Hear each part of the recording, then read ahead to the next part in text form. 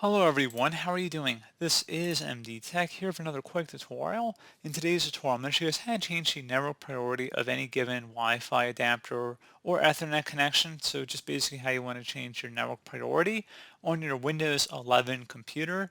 So this should hopefully be a pretty straightforward process, guys. And without further ado, let's go ahead and jump right into it. So all you have to do is open up the search icon and search for Control Panel.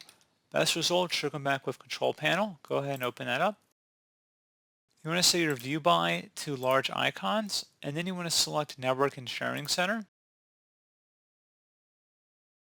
Now you want to go ahead and select Change Adapter Settings, so go ahead and left click on that. And you want to go and right click on whatever network adapter you want to set as your priority connection. Right click on it, and then you want to select Properties. Select Internet Protocol version 4, and then in parentheses TCP/IPv4. And you want to go ahead and select where it says Properties. And then you want to select the Advanced button.